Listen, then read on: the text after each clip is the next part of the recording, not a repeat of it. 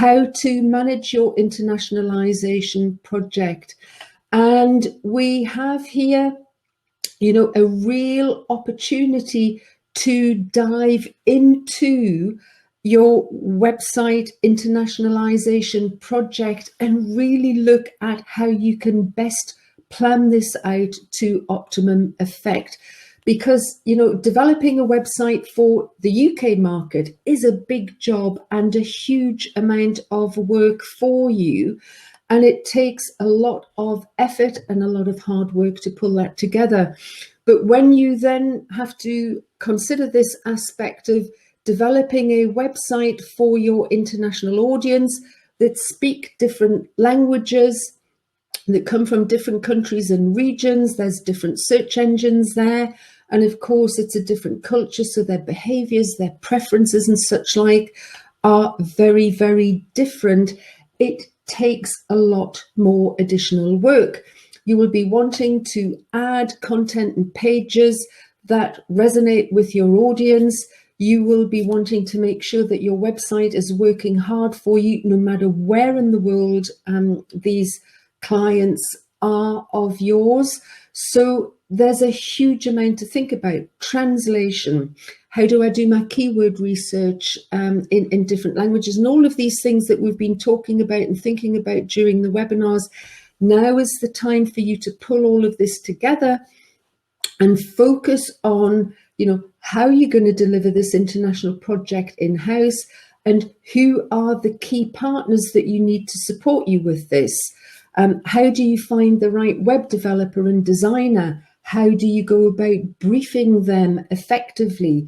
How can you actually select the right partner? And we will go through that if you are looking to potentially find a new website developer to support you with the project. You may go through that procurement exercise if you have an existing provider, just to check that you've got the best support you can get and to ensure value for money. So there's many reasons why you would want to go through this process. It does take a bit more time, but at the end of the day, I think getting your website right is absolutely crucial.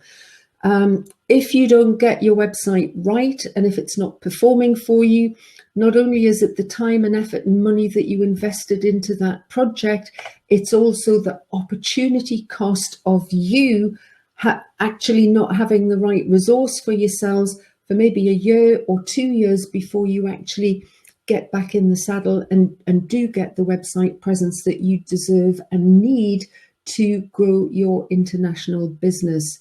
So there's a lot at stake here. I almost say it's a bit like getting married all over again when you're getting into this new website project, because the relationships are critical, the understanding's critical, the passion is critical in terms of, you know, the website truly reflecting what you're about in the business. So let's deep dive into the process, and I'm going to take you through a 6-stage process of benchmarking and preparation. So what is it that you can do in advance to make sure that you are retaining all of the goodness from your existing project?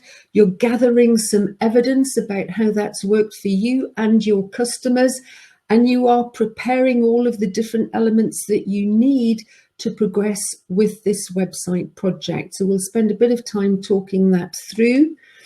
We then have your customer profiles, the journey and the content, and we have talked about this in previous webinars, but I am conscious there may well be people on this webinar today that have not had the benefit of that. And for those of you that were on previous webinars, it is probably good to go over this again.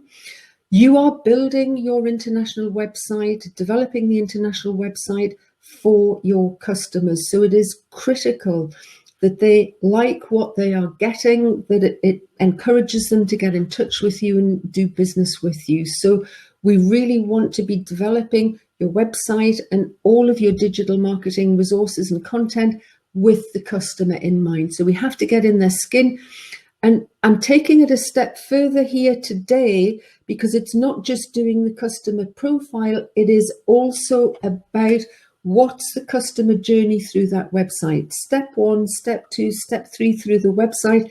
That needs to reflect the sales journey that you would take the customer on, potentially face-to-face, or if they were interacting with you differently.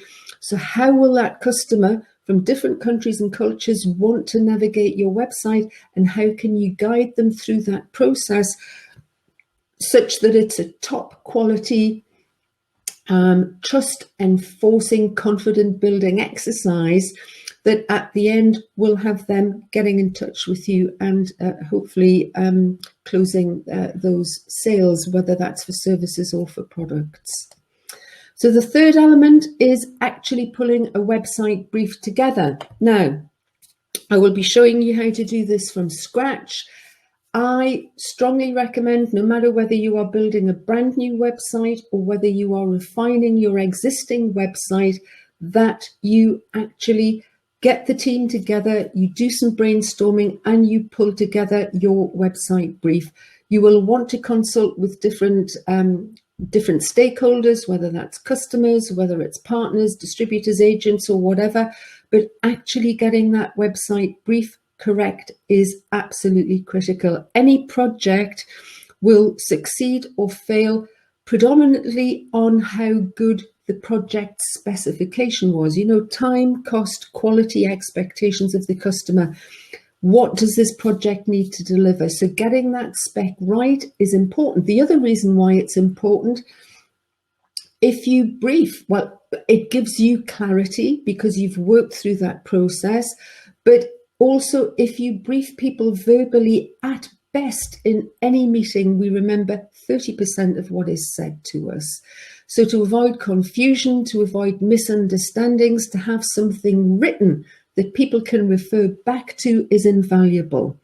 And I would do that even for website refinements, but particularly if you're looking at a brand new website. Then we have that brief that will get sent out to a selection of developers. How do you then review the proposals, and how do you go about selecting the suppliers? And I have a process there that I've tried and tested for many years that works really well. So we'll be talking about that all the way through to appointment. And then from the project initiation meeting, where you really nail down exactly what's going to be delivered, we'll be looking at how you manage that project and what you need to be preparing in terms of building up for that go live date. So all really practical, pragmatic tips and advice here for you. And then finally, promotion, people in presence, you know, the team that you want working with you, how you're going to be monitoring the website presence on an ongoing basis, the things that you need, and of course, thinking about the launch date and preparing for that soft launch and the final big launch, and just thinking about what you need to do by way of marketing campaigns around that to ensure that the website has a really good start on its journey. So I've got a checklist of different things for you to think about today, but what you will leave with is an understanding of the core elements of a website project, knowing how to prepare an international website brief, the ability to select and work with website developers. You will be ready to go with your international website content plan, and you'll be clear on how best to manage project delivery and the go live aspects.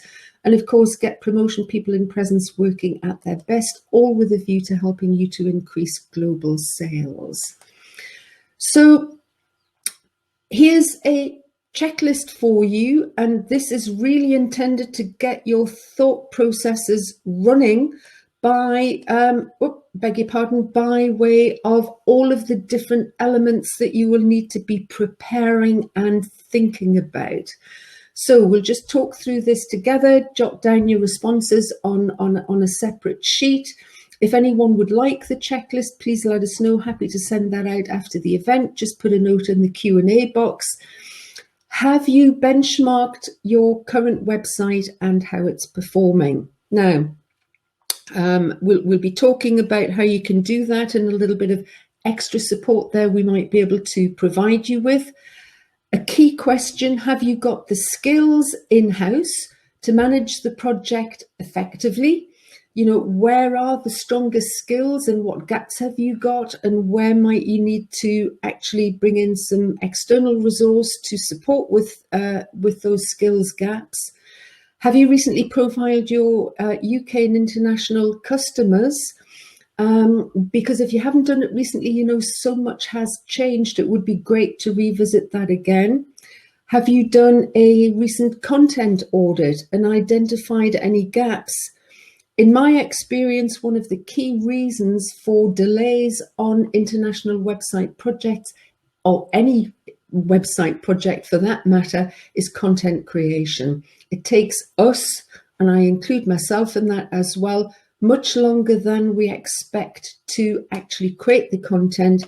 And on an international project, you will have to think at the least about global English, and that's almost like a second language. Remember, 4,000 words that mean something completely different between American and UK English. So there's a need to refine your English content also so that it's much easier for a non-native speaking English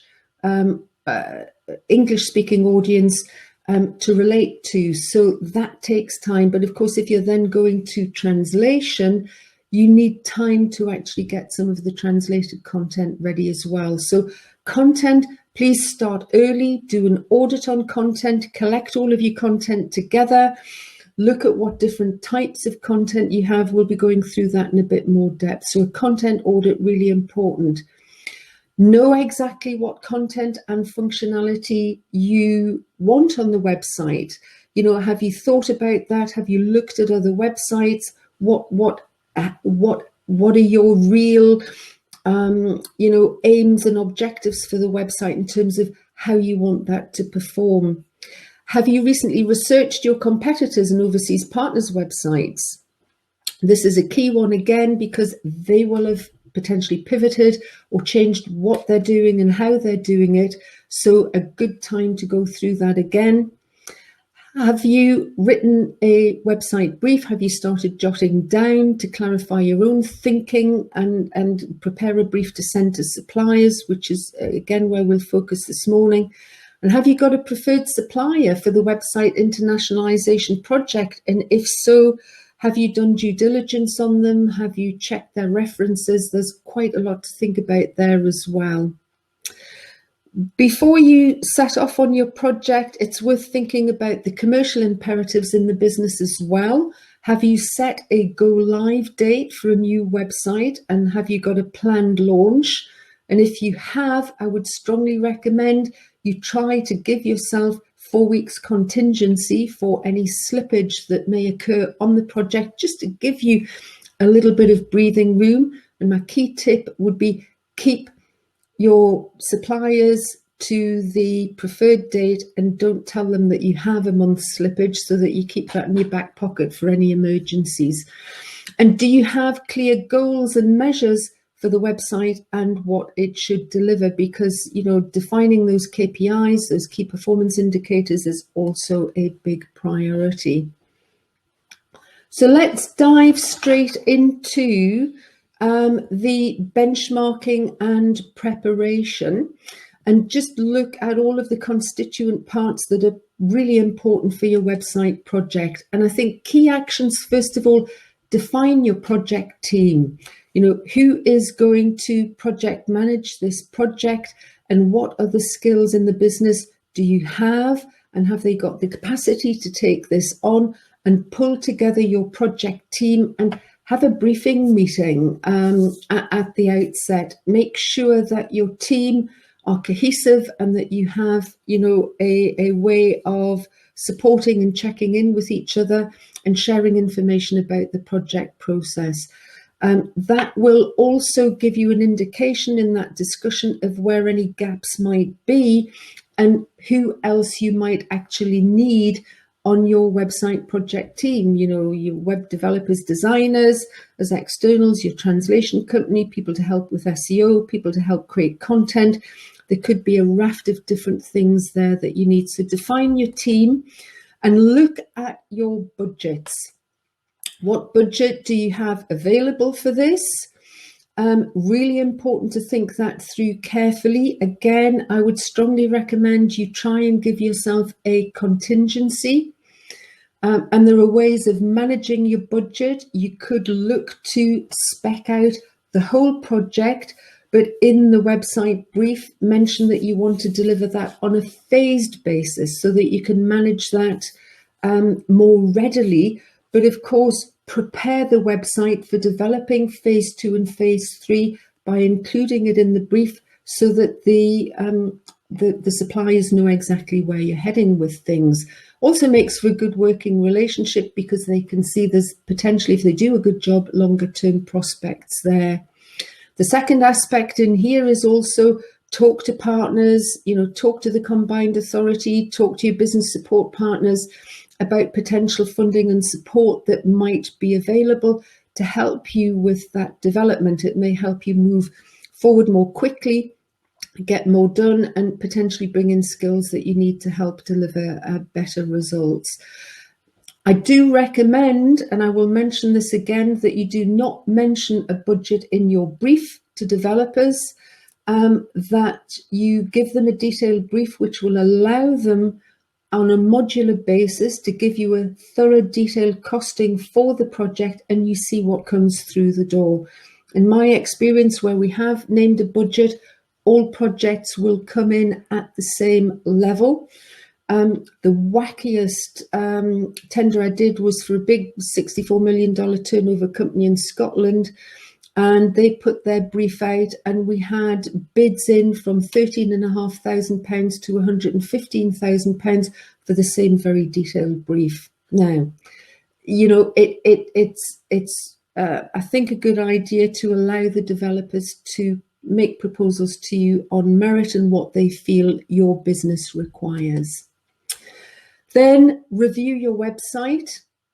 And as part of this particular program of support, I will be able, if you do go ahead with a one-to-one session, I will be able to give you, and I've selected Leeds United here, as a view of their website. This is the type of report that you will receive. It's generally about 20 to 30 pages long. It's very detailed. It looks at 70 different criteria to measure your website effectiveness. It has lots of explanations in there and how-to guides as to what to do about it. Those are the types of step-by-step descriptions that you will get. Recommendations on how to improve your website performance. This is the percentage score at the top here, the 68%. And the recommendations are graded on pass, improve, errors, or informational, and they are graded as how hard are they to solve and how much impact will solving this issue have on the business. So you can see here for each recommendation how much is the impact and how easy or hard is it to solve is showed against each individual recommendation. So this is a great value report. If you do a one-to-one, I will be sending you a copy of the report to you in advance, so you have time to reflect on that. And if you have questions about it, then you will be able to share those questions with me. The report's in a format, many clients send it to their developers. In fact, sometimes I have sessions with the developers as well to talk things through, but it is really valuable. So that's something that you might want to benefit from. So the next aspect is quick hits, quick wins. And what I like to suggest on any project, which typically a website project will take between 3 to 6 months to deliver. And remember, a big part of that depends on how quick you are to develop quality content and get that content translated if that is relevant. But from briefing to appointing the website developers for them to actually deliver the project, to get all the bugs and quirks fixed, and to then soft launch and launch, I would say at least 3 to 4 months. Do that from scratch. If it's a website refinement project, then maybe a month, 6 weeks, 2 months, depending on how comprehensive the changes are. But do give yourself plenty of time. It's important you get it right, not necessarily as important that you get it quick. So whilst that work is ongoing, which is going to take months, I think you have a real opportunity here to get your LinkedIn profiles up to speed. LinkedIn is one of the best optimized resources on the web. It's great for B2B, also good for B2C. It's quick to make those improvements. So please do come on the webinars tomorrow and next week. That will get you a long way ahead. We can even focus in the one-to-ones on your LinkedIn and helping you get that up to speed, because there's a distinct formula on LinkedIn that really works and delivers results. John from GT Piping has been through the webinars and the one-to-one sessions, and within a 2-month period from December 20 to January 21, these are the results that John got. A response to introductions by connections and emails up 41%. An increase in LinkedIn followers by 221%. 2 posts went out saying the company's looking for distributors, and from those 2 posts they got 7 genuine inquiries filtered out that have given them potential distributors in 7 of these countries. His LinkedIn social selling index, that's how to measure your LinkedIn performance, went up by 14%. We'll be looking at that tomorrow. And the actual requests for quotations to the business went up by 241%. So LinkedIn is a real quick hit, quick win. And whilst that web project is going on, you can develop your LinkedIn project to really keep that lead generation work moving. If you are interested, then LinkedIn also has 24 languages available, and a quick bit of translation. You can actually get those language profiles working really hard for you. So that's my top tip for LinkedIn. In terms of your website, and this is our holding page at the moment, you can put a more comprehensive holding page up there. We've got a bit of information as you scroll down about us, about the individual offers at the No Fuss group. And it just gives a little bit more interaction. People can talk and get in touch. They can visit our social media profiles. It's just a little more value than just a static website coming soon page. So I would recommend that's something that you could put up there as well if you wish. So the next element in this first phase is to look at your customer database review and to actually pull together your database information and look at who the organizations are that you have worked with over the last 1 to 3 years. If this is B2C, you will be looking at the customers that you have been working with, but you may well have wholesale or retail outlets. You have some craftspeople and artisans. They're selling through museums and art shops. So, you know, there could be a raft of different B2B customers that you have. Take a look at all of those, pull together the data, and then analyze the themes and the trends that are emerging when you look at them collectively. And you will be wanting to pick the top 5 distinct groups of businesses that present you with the most value in your business, and really focusing on them in terms of the website development. We've talked about the profile and organizational profile development previously. We're going to dive a little bit further into that here, but actually looking at the data means you are developing this project on evidence, and you can be more confident that you're going to get the end result right for your target audience. Do this research yourself. Don't outsource it, because it's absolutely invaluable knowledge. And I think just so much gets lost when you give it to some external people to do for you. You lose a lot of the goodness in the process. A skills review within the business. If you have, if you're not a sole trader, or working in a micro business on your own, if you do have a team, do talk to the team openly and warmly about skills that they may have and what potential roles they can take on. I think it's well worthwhile on a number of levels to look at potentially bringing in student support. Local universities often have careers advisory service where they are able to help you find undergrads or postgrads to support projects. And of course, I would imagine that the Combined Authority and the enterprise partnerships have got, and the chambers have got some advice and support on resource that they may be able to guide you towards. You may actually want to commission agencies or freelancers to do some of this work for you. So take a very careful look at what skills you might need. And I would recommend, particularly if you're a smaller business and budgets are tight, I would recommend you take a real critical view of, could I do this and should I do this? Where is your time best spent? And actually, once you are teaching yourself and trying to learn how to do this, be best spent elsewhere. So something well worthwhile reflecting on there. And then finally, your content audit.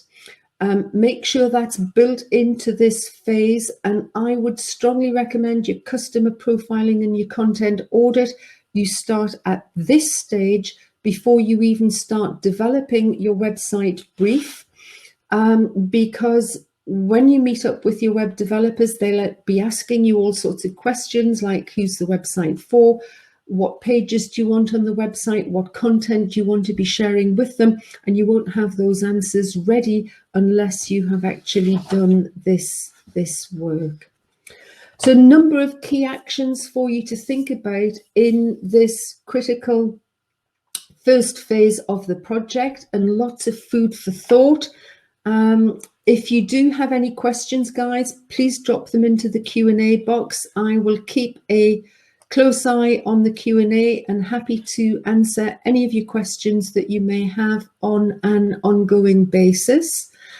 What I would like to do, just do a second poll and ask you, what is your current biggest challenge? Ooh, let me have a look. Nicole, thank you so much for your question.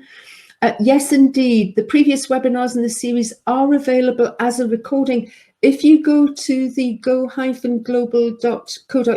website, there is an on-demand section and you can just click on there and actually access the recording from there.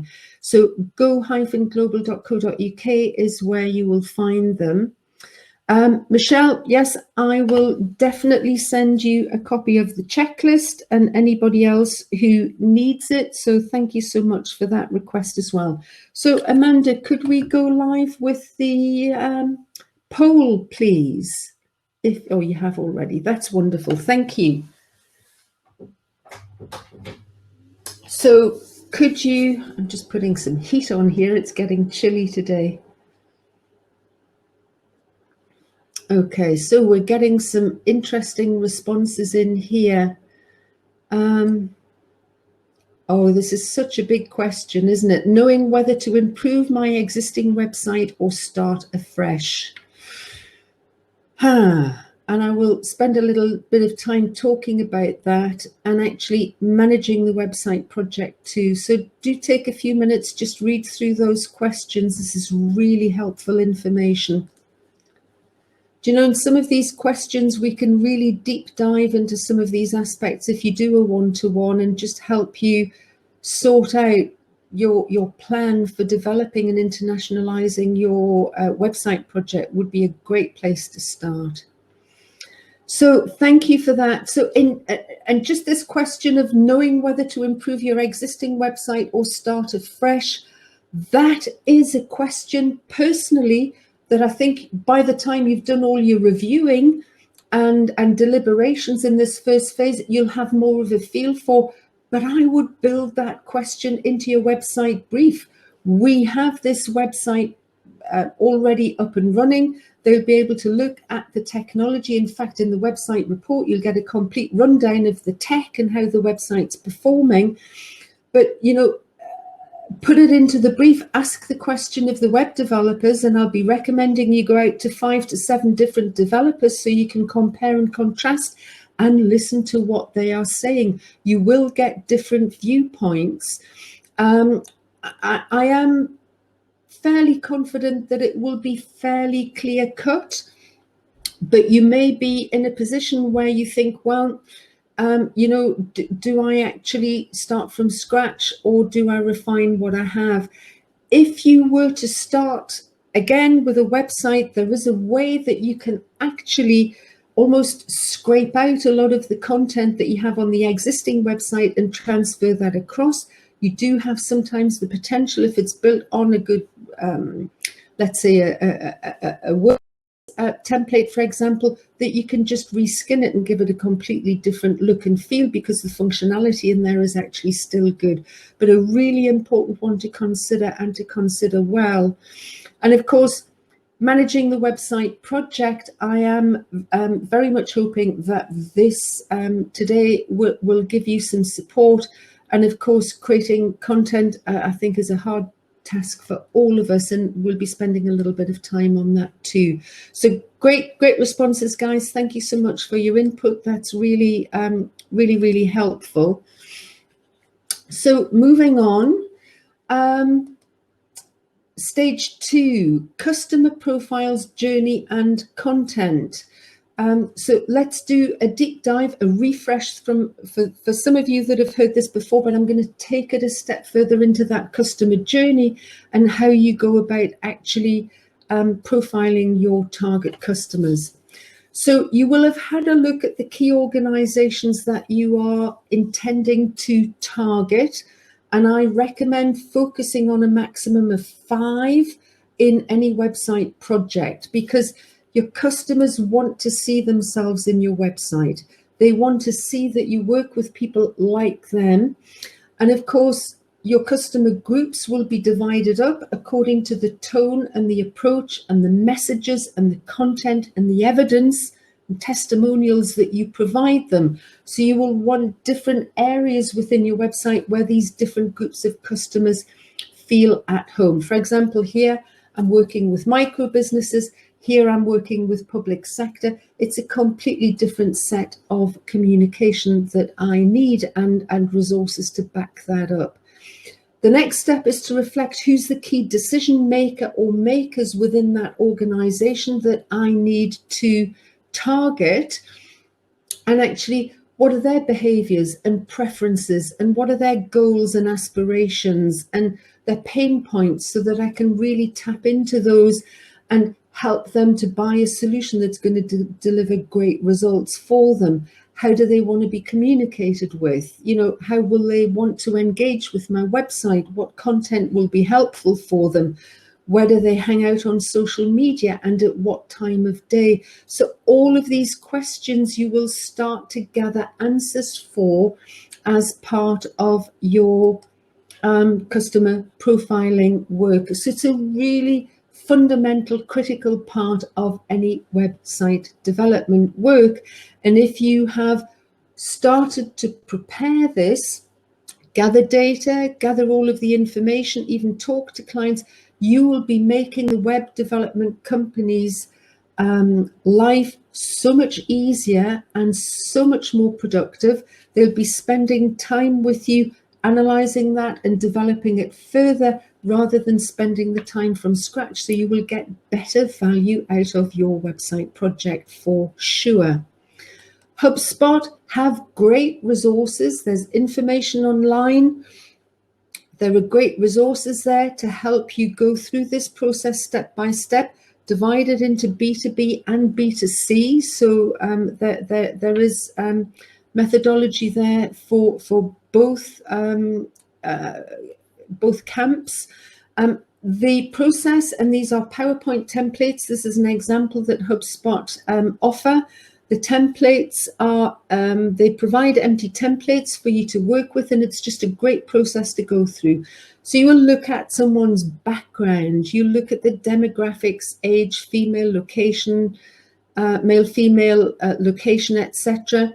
Their identifiers, what are their, what kind of person are they? How do they communicate? You could check a lot of that out on social media, guys, in terms of the tone and approach that they take on social media if you haven't met them personally.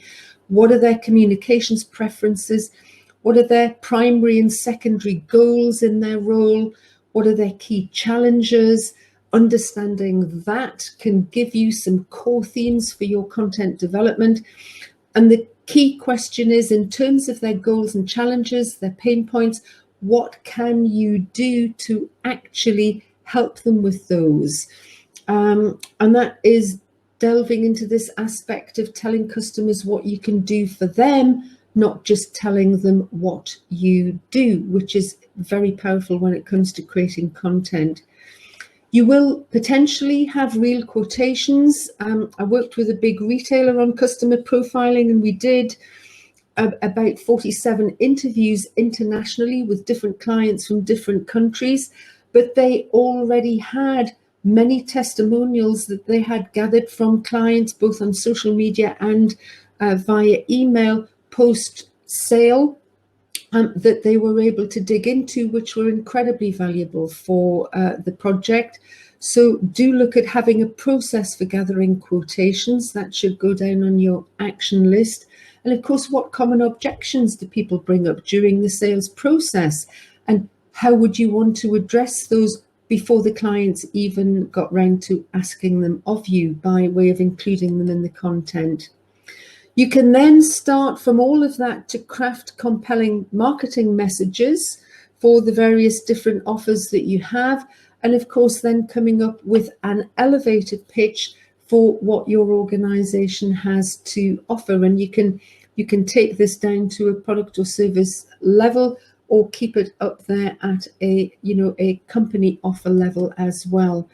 So this is HubSpot's Academy. Great resources in there, videos and content for you to look at. This is their buyer persona research and how to create personas that you will be able to access from there. But frankly, if you just put HubSpot buyer personas, you will get there through a Google search. So what HubSpot don't spend a lot of time talking about is, once you have these profiles developed, is then looking to actually have real conversations with customers, to interview them essentially. And it's great doing that online at the moment. It's a good time to do it, perhaps. And what I would suggest is you get, if you can, 2 customers for each group that you talk to. I do these in 20 minutes when I'm doing them for clients. It is good sometimes to have somebody independent and impartial to do that. But however you go about doing it, prepare your questions in advance to use as a prompt, not as a script that you read out, which feels a bit weird. Keep to time, and if you can get a small recording device, I have a small handheld recording device. Heloisa, yes, I will give you a copy of the checklist as well. So record the session, because from the session you will get so much information, and it's almost impossible to write everything down. I've not had a client say no yet, and you can promise to delete the recording afterwards. You will, from that recording, and you can use something like otter.ai or whatever to record the session and turn that from speech to text. There's quite a lot of speech to text resources there. You can then look through that and pull out important keywords and key phrases, which will be invaluable for your keyword research, guys. You can pull out testimonials, potentially case studies to develop. You'll have their pain points and opportunities. You will have their communications preferences, social media and otherwise, and where they hang out and what time of day, etc. And you'll start to understand the right tone and content to adopt. How do they talk about what they do? What words do they use? What stories are they bringing? All really incredibly rich and productive value for your content strategy. You take all of that back and you refine your customer profiles. And here's an example. There are many different ways of doing this. This is a food and drink CapEx project management company. And they focused on the main aim of this one particular target client profile, what their motivators are, how they heard of the organization, what problems they have in their department so that you can look to solve them, and what are the influencing factors that will help them towards a positive decision. There are many examples on the web. HubSpot will also have many.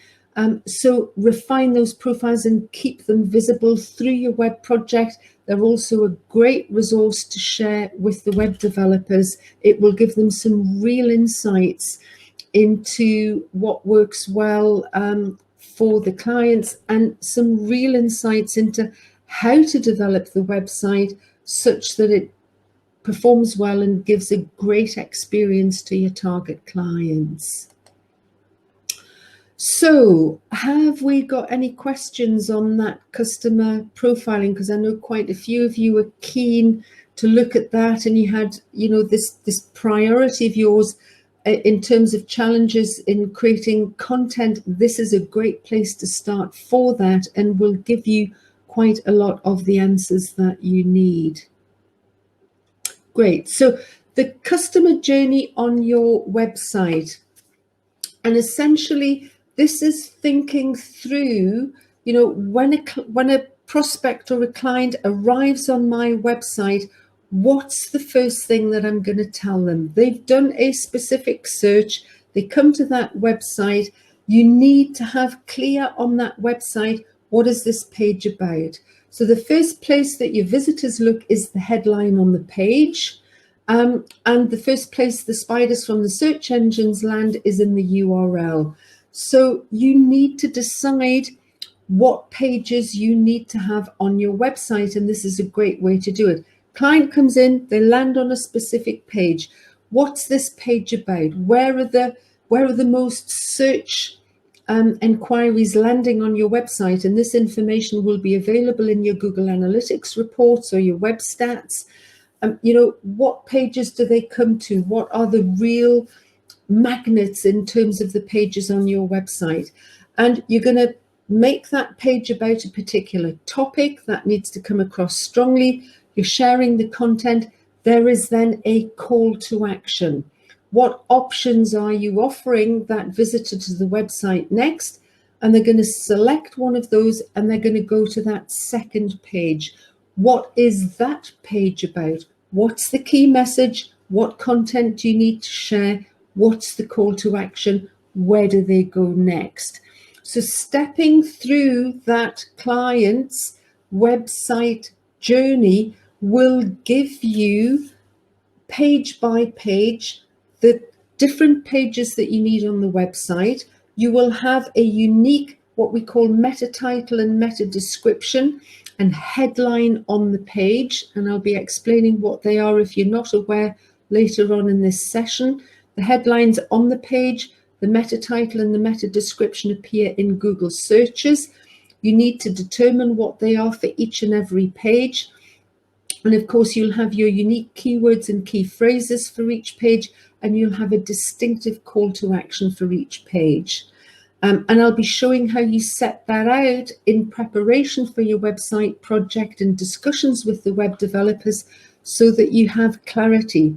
If you take each of your customer groups and you walk through the possibilities of what other content might we need to include to help them on their website journey, to help convince them that they're in the right place and that you have the right offer for them, then that will give you a complete overview of everything that you need to include in the website and the functionality that you want to include as well. So that is a good process to go through. I would recommend you get a nice blank wall and lots of post-it notes, and you work that through step by step. Guys, if you wish, this is also something that we could start talking about and working through in a 1 hour one-to-one session. It's a really good place to go. I could help you set this up and get going. I've done it for many clients, and it is a really productive piece of work. So give some thought to that as well.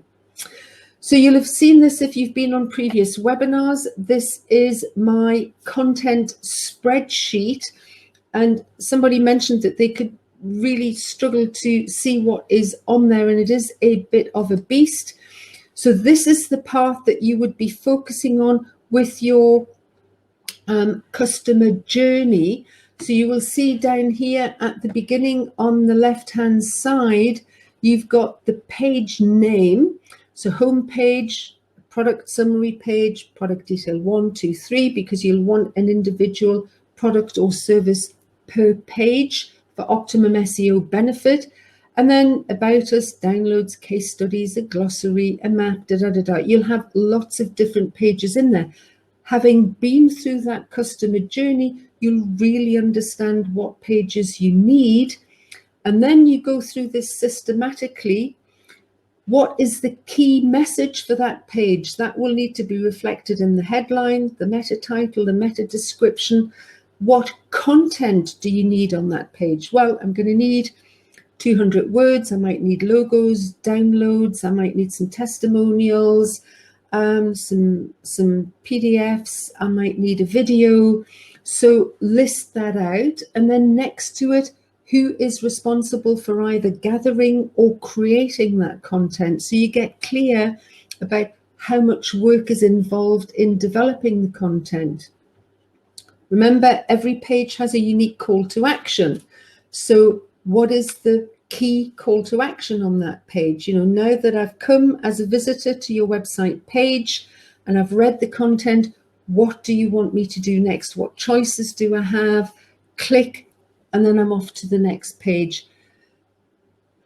The top hate of clients coming to websites is you making them work too hard to get what they want. What does that translate to? An unclear or ineffective call to action. The call to action should ideally be top right. Don't put it down at the bottom, because people's eyes go top left, top right. You want the offer top left. You want the call to action top right. By all means, repeat it again through the content, but they need to be given priority position. No, not for any mean reason that Amazon have the buy button and the call to action top right. So your call to action, and then of course, trust enforcers, increasing confidence to buy by between 64 to 93% if you include testimonials on the page next to the offer. So you really should, and that's according to Nielsen Retail Research, you really should have those testimonials at hand. If you don't, make sure you have a process for gathering them, because these are the rocket fuel to your offer. Should you have a separate testimonial page? Well, you can, but if I'm interested in buying something here, I might not want to run to the room next door, sift through a wodge of testimonials, check which one's relevant, and come back into this room to buy, which is kind of what you're asking people to do on a website. So I think testimonials should be embedded across the website, preferably right next to the relevant offer. And then you can add columns as you wish. The next big part of my spreadsheet has meta title, meta description, keywords, URLs, etc., with some equations behind it that actually count the characters, which are important. And of course, if you do a one-to-one, I'll be sharing the spreadsheet with you and helping you in terms of how to further develop that. So hopefully you're beginning to appreciate the value in that 1 hour session, but you can also start thinking about where you would most like to focus. Now, this is courtesy of CX Marketing, who for said client have done a very comprehensive and very detailed customer user journey.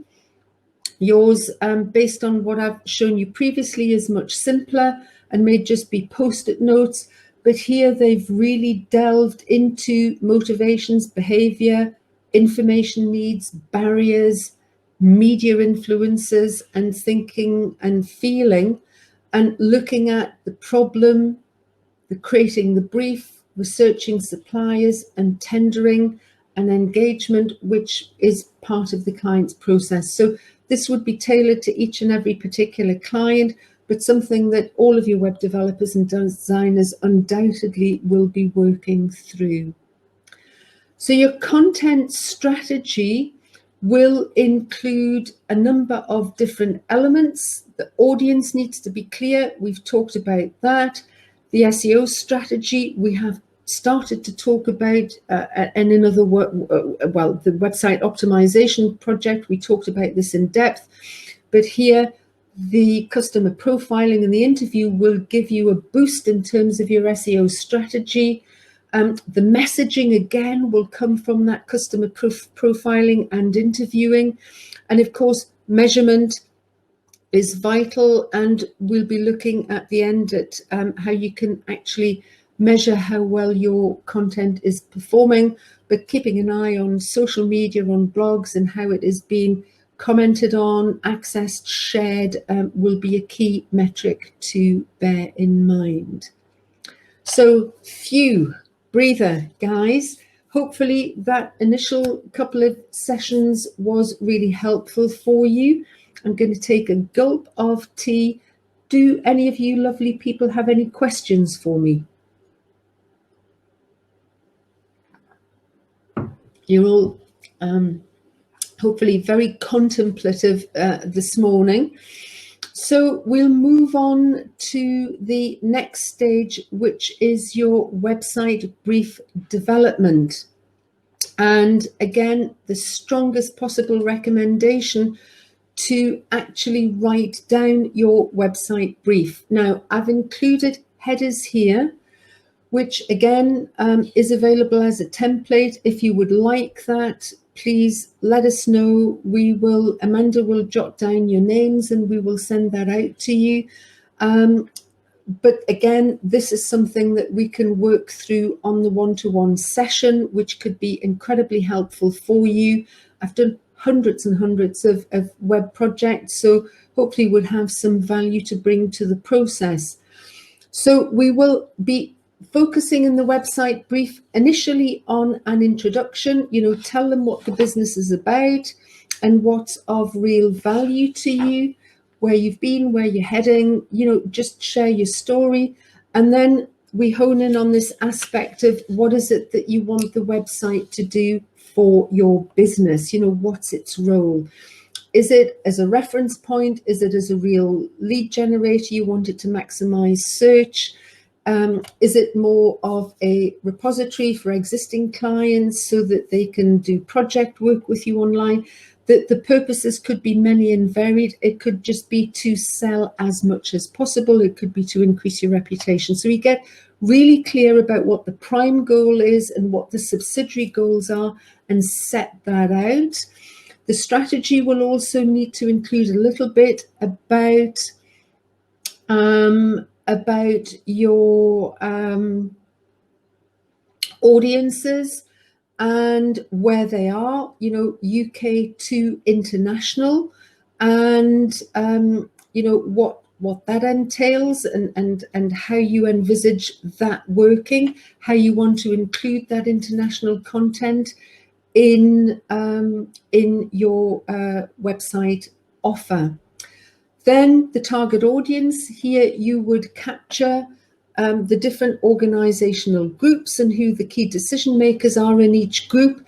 And I would also recommend that you name some of your key customers that are representative of those groups, so that your web developers can go and take a look at their websites and do a little bit of research, because whatever they're creating is representative of their world. So you really need to be mindful of that in terms of offering them something that they're going to like and going to want to engage with. So target audience, a really key piece. I wouldn't at that stage share your in-depth customer profiles. I would definitely share that at the project initiation meeting with the web developers that you appoint. Obviously, if you're working with existing developers as part of the process, if you're refining the profiles, you might want to include them in the process, or at least have a summary meeting with them where you can share your new findings with them. You're going to be researching your key competitors. I would list out the key competitors in the brief here, provide their URLs, and also give the partners a commentary, because it may well be that they're competing in just a single aspect or a number of aspects rather than the whole organization. You might also want to give a little bit of background to the competitors, what you view as being good, what you view as not being so good, just to help them really understand, because they will compare and contrast your offer with key competitors, both UK and international. It's always useful to share a little bit of information about the existing site. I would fully expect any good web developer to crawl all over your website before they even make contact with you, and have a good understanding as to how it's performing, and have some initial thoughts and ideas as to what they can help you with.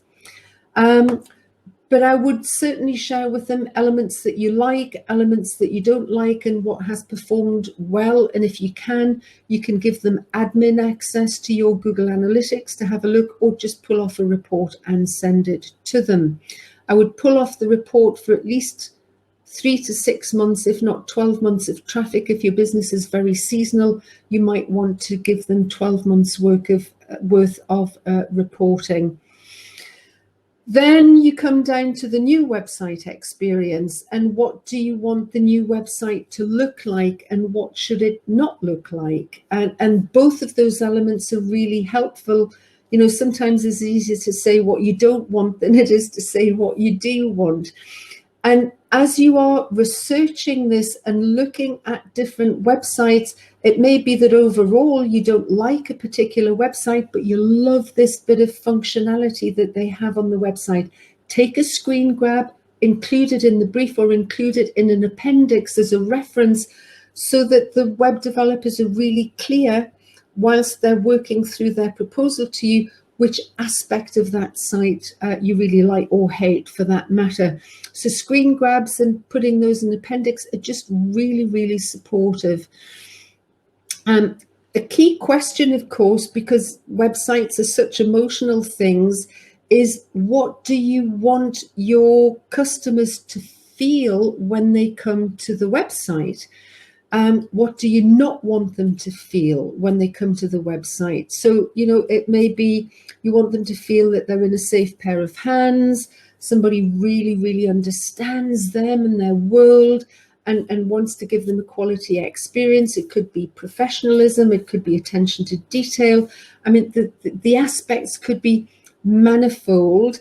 You might not want them to feel like you're just another provider, just like all the rest. It's a place for you to bring out your USPs. Could be aspects like you really care about the customers and you put them first, or you have a very strong track record and great experience in your field. So give that some thought, because these couple of questions really do help your developers get under the skin of what you really want. So then we get down to the brand values and the brand messages. You know, what about your logo and your color? Might you want to incorporate in this web development project? The option for you to have a new brand created will be a slightly bigger piece of work. Often what clients put in is just take a look at our logo, give us some comments on how you feel about it, and maybe it's a question of just refreshing the way that the logo and the brand are presented and applied. I do like to ask them for suggestions because it can be a really interesting process. If you have got colours you want to stick to, give them the Pantone references if you have them, and otherwise you can ask for suggestions. I should put it in here, by the way, in terms of colours, there is sorry for flicking around. There is a really great website. It's www.coolors, COOLORS.co, which helps you match and contrast different colours. It's a bit like when you decorate your house and you get all of these different colour charts, but it's a really good tool for helping you choose colours for your website. So we then have, your unique selling points and your values, which are critical to nail down and mention in the brief, and potentially even some comments about how you would like those reflecting on the website, how important they are to you.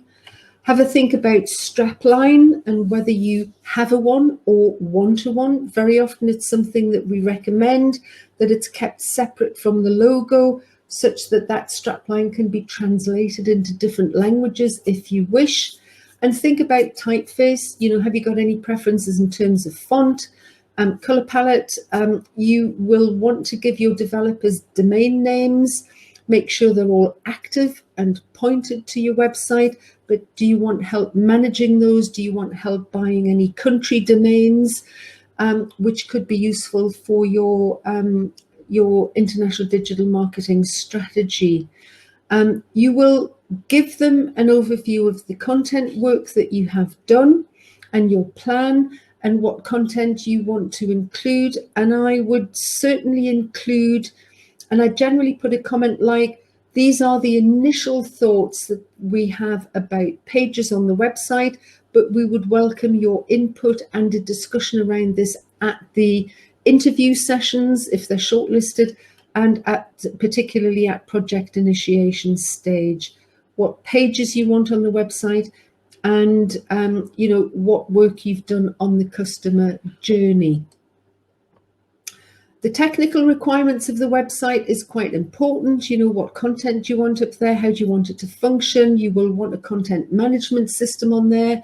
What management rights do you want? Do you want to be able to create new pages? How many different types of templates do you need? So all of that needs to be on there. How are you managing video, which is critical? Do you want a secure area for helping clients with projects? So all of these things can be talked about and how that's going to work.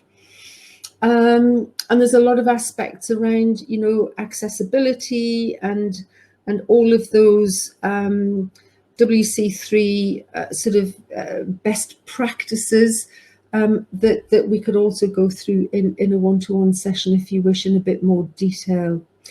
So additionally, what other requirements do you have? Do you want support with keyword research and SEO? Do you want training on the content management system and or other aspects? Do you need help with copywriting? What about branding up your social media resources, particularly if you are refining or delivering a new brand? Do you want help actually creating and managing your social media content?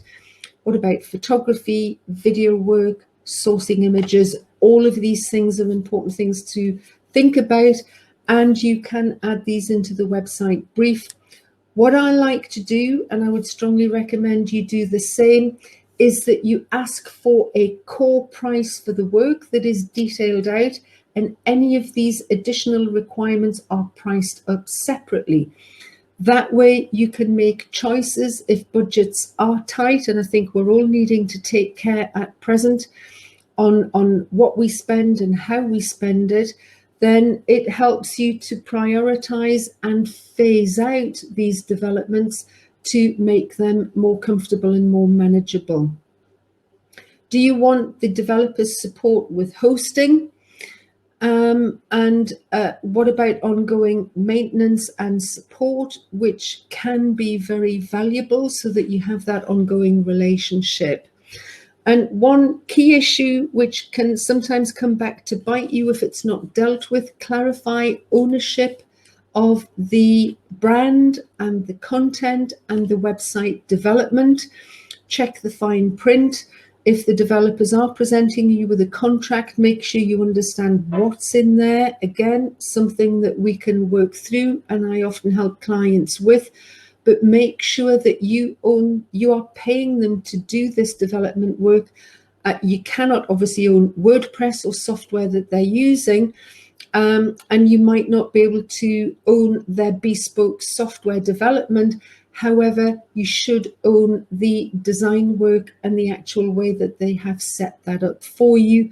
And do have a talk about, if we did want to transition to another developer for whatever reason, after a period of time, will you support us in that process? A really critical discussion to have at this point in time. And check out your contract terms. So there's a few other things to think about in the website brief, and you can see how comprehensive it is. I get lots of feedback, as do my clients, about how valuable this is in the process. Think about the site design overall and how many iterations. Excuse me, I just need to turn the heater off. It's running hot and cold today. So how many iterations of the design would you want to have? Typically, it would be 3. You know, if you don't like one, they can refine and refine, but do clarify that. And they'll be creating templates, so you'll want to understand what their stage sign-off process is. You'll also want to know who's managing the project from their side and who would be involved in the project. And another aspect to check, which I haven't jotted down here, is are they outsourcing any of the work? And if so, who to? And how will they manage that? So you want full clarity about, well, who is it that we're actually working with here? Roles and responsibilities need to be clarified in detail. Costs and payments, again, I would recommend you don't share your budget with people. They should be looking at what your requirements are and quoting against that. If they have got any great ideas, tell them to cost it up separately and attach it. You may or may not be interested in looking at that. You will need to know their payment terms, and you will definitely want to have that proposal detailed down into modules so that you can pick and mix, as already mentioned. Timescales are critical. Project soft launch, generally I like to have a month for you comfortably to work through any bug fixes and issues, and then you'll have your project official launch date. If I were you, I would recommend you keep at least 2 to 4 weeks in your back pocket as a contingency for time, because there is generally always some form of slippage on a project. So the brief is very comprehensive. I think that all elements, that whether you're doing a new build or whether you're refining your project, it's well worthwhile going through that template and making sure that you've got clarity about how all of this is working for you. So in terms of actually looking for the right supplier and appointing them, I would recommend that you start off, you obviously have supplier that's currently working with you potentially, and I would have a chat with them and say that you're pulling together a new proposal. You would like them to bid. They shouldn't have any objections to that. And if they do, you can talk it through with them. It is for best value, and of course comparing and contrasting experience and skills and bringing in fresh ideas. I would definitely do Google searches in your area that you prefer, and talk to your network and see whether they have any good recommendations, and particularly talk to the LEP, the DIT Yorkshire and Humber, UMI, Chambers of Commerce. They will all potentially have advice that they could provide you on various different developers. Check the actual developer designer's website and their portfolio and their experience if you are considering sending the brief out to them. I think it's really important to do that. There are online tools that you can use to do that. But I would suggest you just sit down, take a look at their websites, assess it, have a look at their portfolio, and you might actually even want to just have a chat with a couple of the people if you are considering sending the brief out to them to see how did the project go, were there any issues, etc. That's something you could do at this stage. It's something that you could do before the interview stage. Check out their LinkedIn profiles as well and their social media, which can be really interesting. You will want to send them an initial email, say that you're considering them for the project, potentially even have an initial conversation. Make it clear to them that this isn't a briefing, that you are preparing a written brief. You just wanted to get to know them a little better. Some people prefer to just send the brief out and see whether the web developers, designers reach out for a conversation. So that would be your choice. My recommendation is to write the brief. If you're a small company, it may be 2, 3, 4 pages long. If you're a big company and there's a lot to cover, it could be a lot longer. I would suggest you select 5 to 7 companies to send the brief out to, and you give them a week to let you know whether they intend to put an offer in, a proposal in, and then 2 further weeks, so making 3 weeks overall to prepare their bids. Web developers tend to plan 2 weeks ahead, certainly in detail a week ahead, if not longer. And I think 3 weeks is a comfortable time for them. It means they're going to have the time and the space to give justice to your proposal. Include comments on your criteria for selection, timescales, and key contacts on your side. So I would include that in the email. Just, you know, how are you going to evaluate the proposals that come in? What are your timescales for doing that? That you'll be shortlisting and inviting people to an interview session, and who the key contacts are if they have any questions. So that should go in the covering letter to the brief. So, any questions, guys? Oh, Heloise. Have you heard of the content collecting from blogs, podcasts, YouTube, Reddit, and Twitter feeds? I'm not quite sure exactly what you mean there, but of course they are great sources for collecting content, Heloise. So I think as broad as you can cast the information, then the better. Any other questions, people? And Heloise, if I haven't quite answered the question, please do come back to me. We could potentially take that discussion offline. Any other questions for you? Okay, so as you can see, a comprehensive brief that will hopefully stand you in very good stead. So I'd now like to go on to the proposal review and the selection and supplier interviews.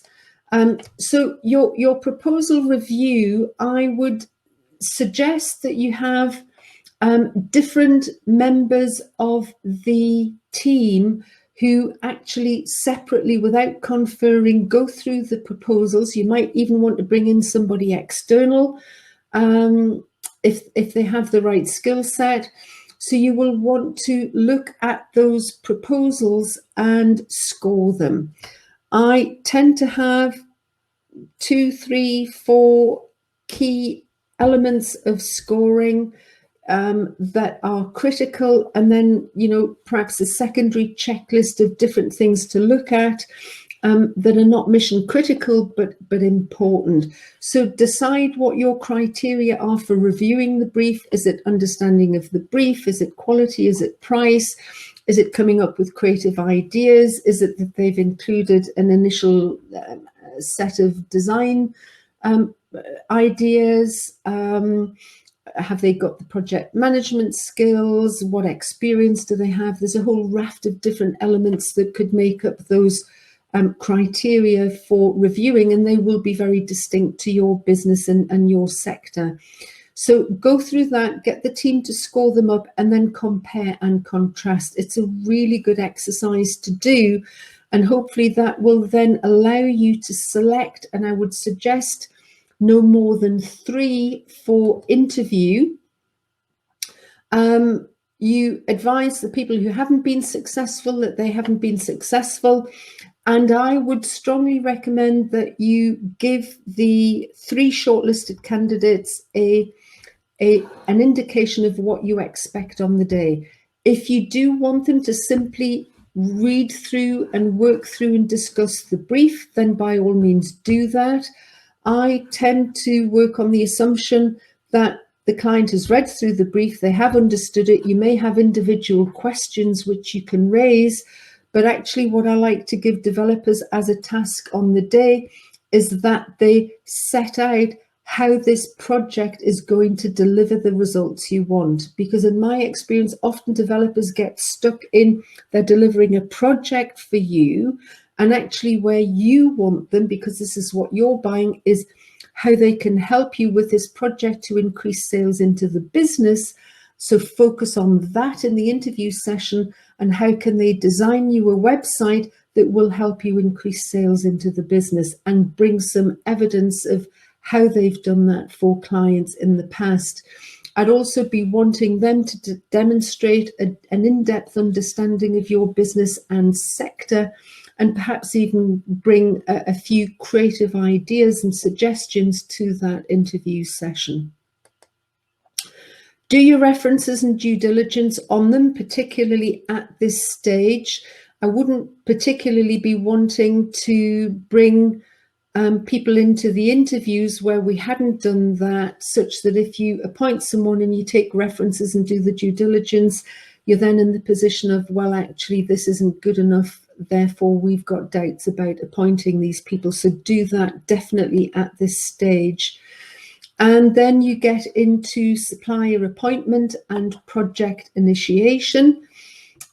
Once you have run those interviews and you've again compared and contrasted the scores, and there may be questions that you have from the interview sessions that you want to go back and get some more information on, do take your time with that process. But once you have come to your collective decision, then get in touch with the preferred partner, invite them to a project initiation meeting at which you will agree the exact scope of the project, exactly what and how it's going to be delivered. So you've got a project plan, they can come back to you with a definitive price, and you've got the contracting under wraps. I would then go back at that stage, and it shouldn't take too long, and advise the other parties that they have been unsuccessful. That way, if anything goes adrift, you could fall back on your second or third options if that is appropriate, because you don't particularly want to have to go back to the drawing board. Again, if you're working with existing developers, you'll potentially want to do a watered down process of this, but I would still recommend putting them through their paces so that they're not approaching this of, well, we've got the work anyway. I think it's good to keep suppliers, whoever they are, and that would include myself if I were giving you that advice, to keep us on our toes and make sure that we're delivering our best for you. And of course, throughout the project, you'll want to have some element of quality and project assurance to make sure that you are getting the very best results. In terms of the interviews, do's and don'ts, maximum 3 suppliers for the interviews. Brief them in advance as to what you want. This is just a bit of a roundup. I would recommend you see all 3 companies in one day. That way you really are able to better compare and contrast you know, comments and feelings, and have a good discussion. I would leave at least an hour and a half between the meetings so that they don't bump into each other, but so that you've got time to do a proper debrief with the team between sessions. And then, you know, give yourself a day or two to percolate on it, think about it, maybe do some more research, get some questions answered from them. And of course, you know, you're going to include others in the session. It's sometimes good to bring an external person in as well, but keep careful notes. I think such a lot of work goes into bidding for work, and as a mark of respect and support to the people that aren't successful, to be able to go back and give them some, as detailed as you can and honest as you can, in a very supportive way, feedback about why they've been unsuccessful, really helps them to develop their own business. They have taken the time and made the commitment to give you a proposal, so I think that's a really nice thing to do for them. And of course, you've clarified any outstanding questions. Hopefully you can go straight through to contract and project initiation stage and advise the successful candidates, but after the meeting, obviously, and let those people know who've not been successful once you've got everything in order. So how are you doing? There's a lot to take in there, everyone. Where are you? And are there any questions that you might have for us at this stage? Okay, so moving on, project delivery and go live. So you'll be starting this phase with a project initiation meeting and your project plan. And it's really important that you get that project plan nailed down. You know, what's going to happen, when is it going to happen? Particularly, you will want to understand the demands on you. The project will be held up, for example, if you don't get content through on time, or if you're not able to sign off the designs for another week because you need more time in-house to be able to do that. So make sure that you've got a clear project plan, make sure that you understand what the demands on you will be within that project plan. And of course, when you get down to delivery, you'll want to see that project chunked up into different stages.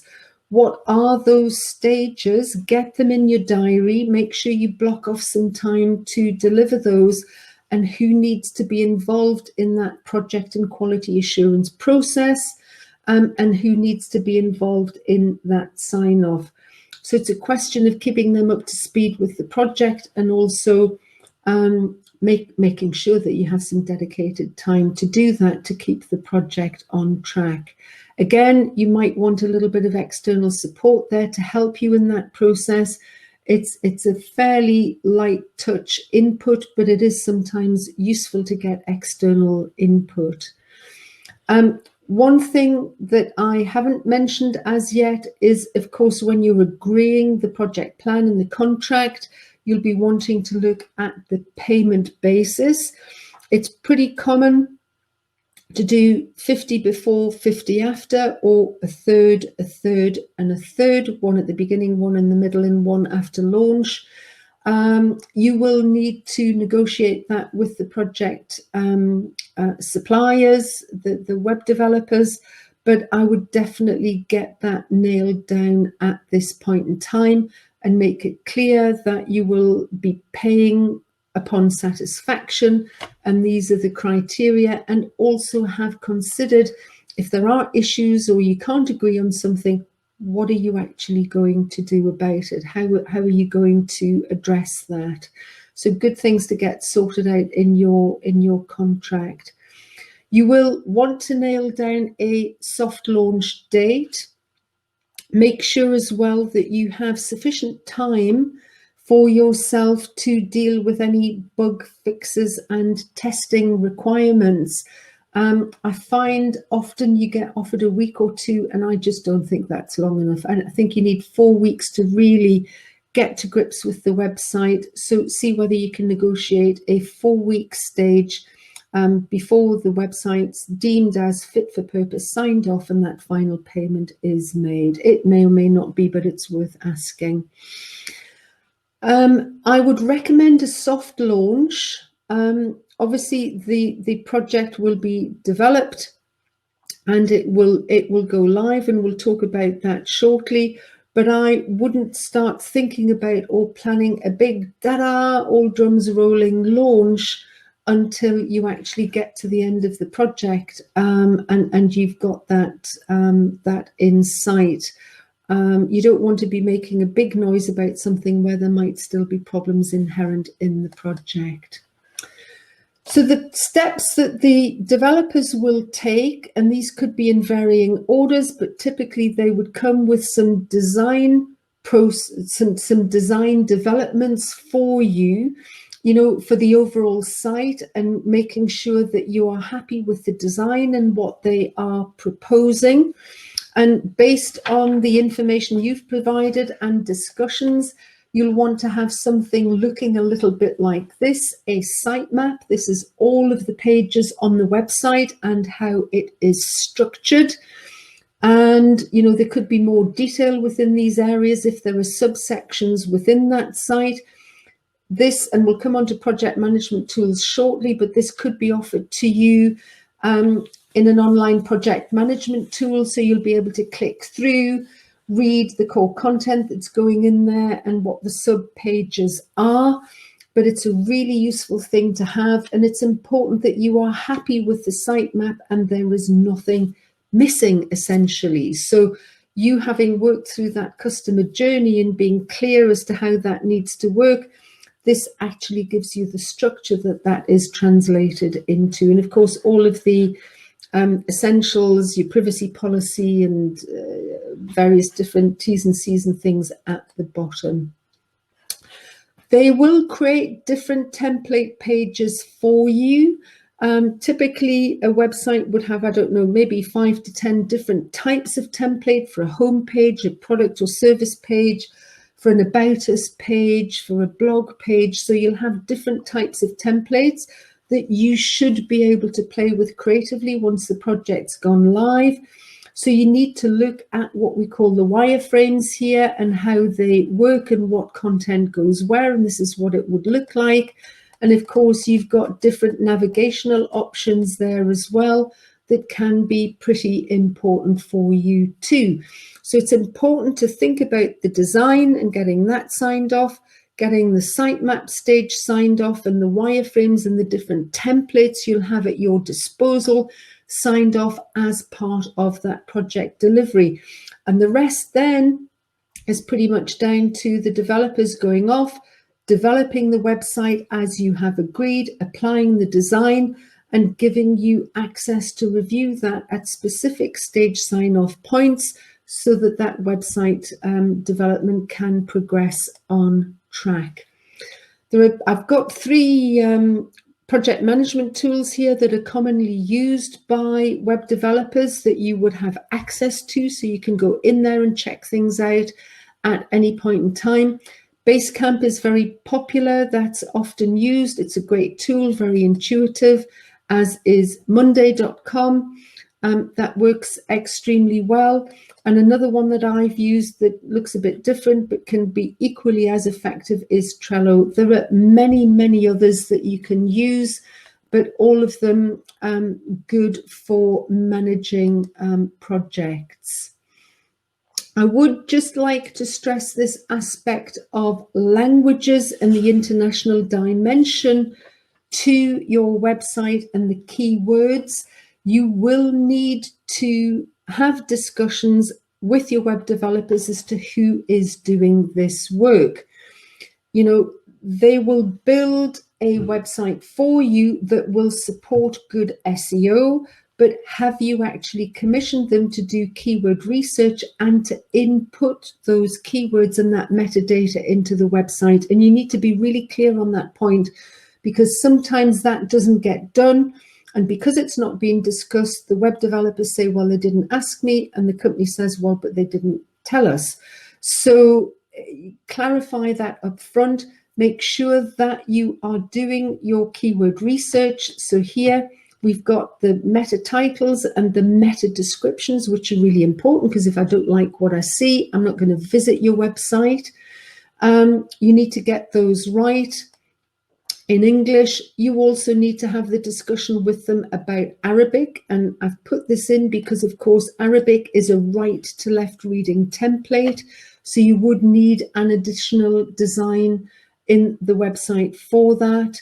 And of course, putting the keywords in all of the right places on the website. Are you doing that? Or do you want the web development company to do that for you? So make sure you're having that discussion at this point in time as well. So the final stage, and of course, this is about promotion, people and presence. And I think the first thing you want to ensure that you have in hand is who actually gets to, who actually gets to monitor the website, who's responsible for looking after it, and making sure that you have got Google Search Console, if that's what you intend to use, and I would certainly recommend it, that you are signed up to that.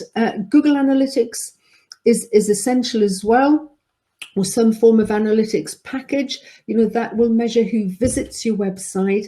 But the Search Console takes that a step further. It's a wonderful bag of tools and tricks for you to use to manage your website, and also to learn how to manage and optimize a website. There's some great videos and resources in there, but it takes it a step further in as much as who sees your website, who doesn't see your website, and who doesn't visit the website, which again is critical information. So it will provide a much more comprehensive view of how the website's performing than Google Analytics. And of course, if you're using Google Ads, you will want to have all of these resources linked up for optimum performance. If you are including languages, and this sometimes gets missed, but not very often, and you are doing pages in different languages or in different versions of English, then please be sure to have the discussion with your developers around using hreflang tags. That's this funny name here on the page.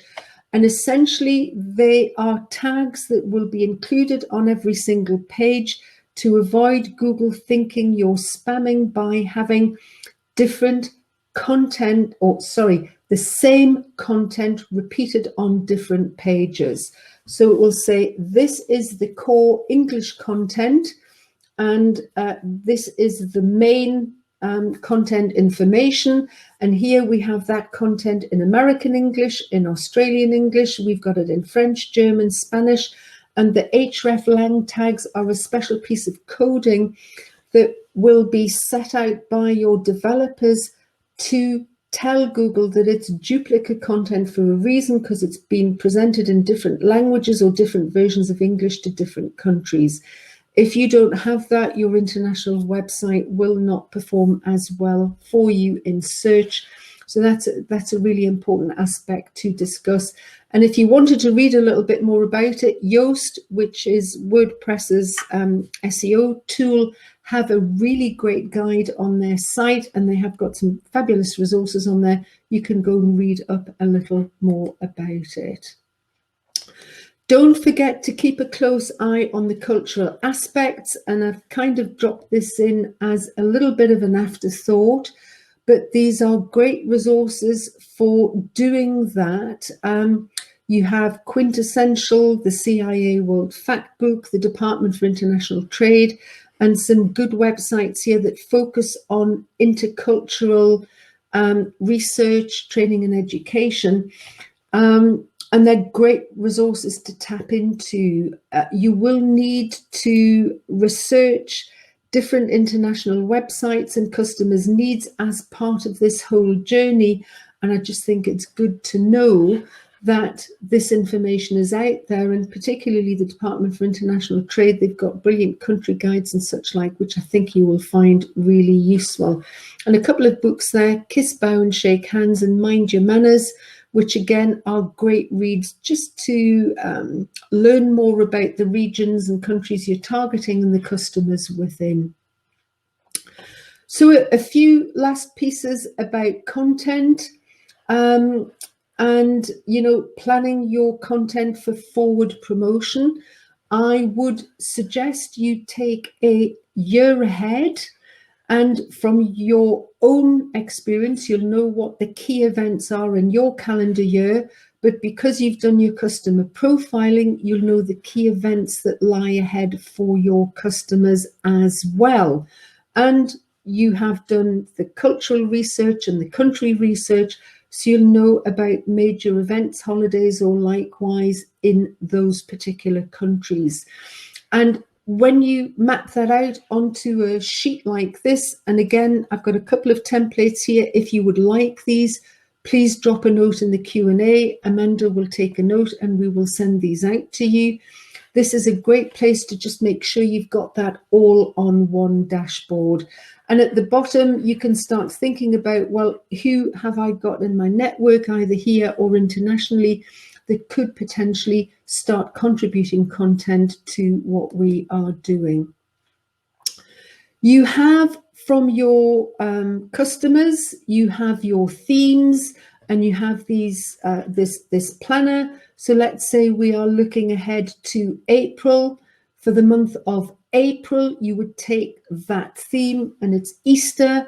So it could be, you know, around holidays or enjoying chocolate or time out or outdoor events or what's happening in the business, whatever that theme might be. And underneath that, you will list the various different topics that you will include in that article.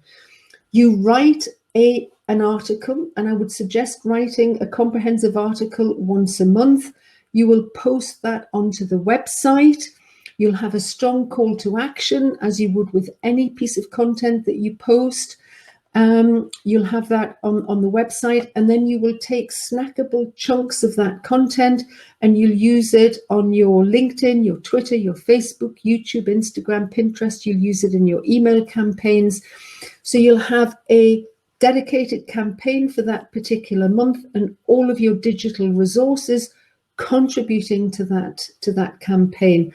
So on your social media, you would definitely want links back to the core article on the website if that's appropriate. A good call to action, because it's the job of social media essentially to drive traffic to the website. So this content planner helps you to look at week 1, week 2, week 3, week 4, and really come up with something practical and pragmatic that helps you plan ahead, and it takes a huge burden from you in terms of planning your content.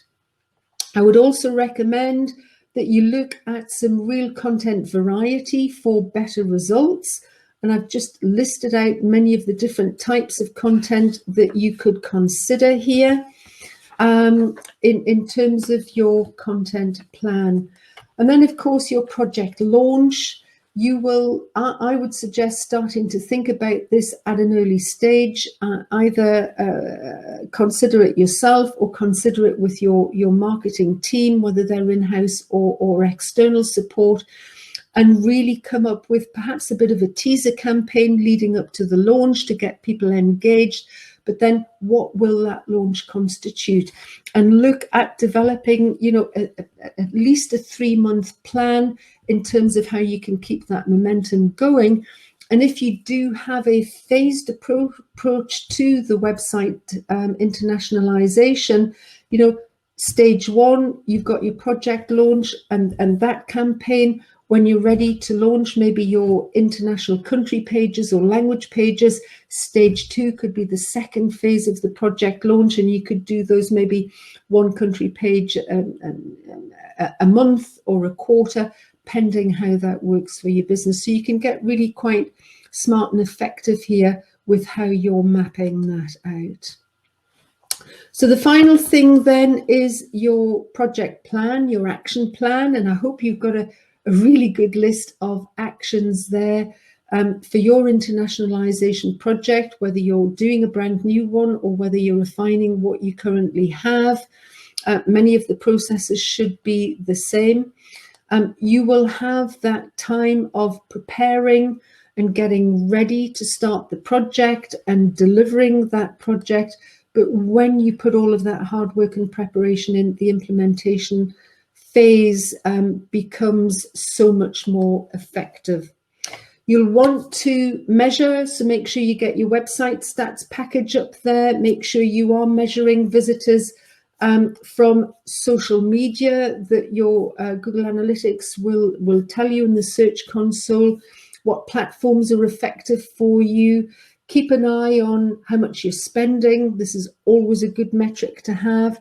And you know what potential return on investment you are getting. You may even be able to calculate that down to cost per inquiry, and Google Analytics will let you put monetary values against goals. So you may need a little bit of help setting that up, but particularly if you're in e-commerce, but even as a B2B, that is something that, you know, can help you with that pipeline management. Keep an eye on what worked well, what didn't work so well. Make sure you're checking out the pages and how they're performing. If they're not getting the visits and they're not getting the engagement, then you would need to take a fresh look at that, because that will essentially come down to, you know, your SEO. Are the keywords right? Are you getting the right traffic in? Are they finding the content engaging? Are they staying on the website? So your Google Analytics will give you huge insights into all of that. So keep it simple and smart, guys. I know that's a huge amount to take in, but simple works best. Set your plan out, be accountable, get your team together. You may want to have a mentor or someone who is helping you out with this.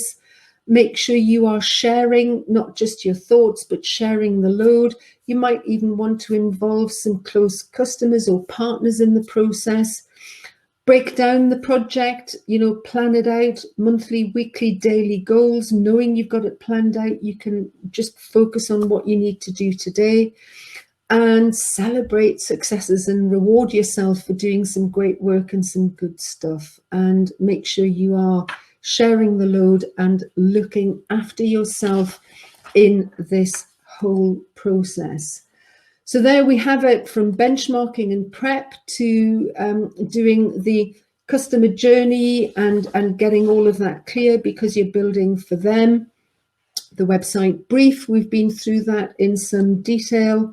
How to manage evaluating proposals and handling the supplier interviews.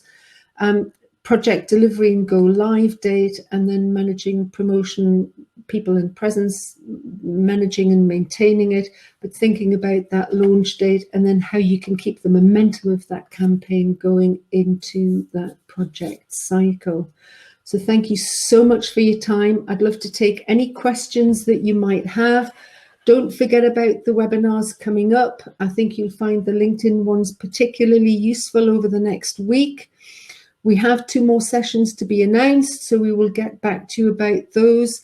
And it would be my absolute pleasure to spend a very productive and enjoyable hour with you in a one-to-one session. If you are in the Yorkshire and Humber area, just bear in mind the lovely Steph, and I've also done one with BlueFit, which we've also had some sensational feedback on recently.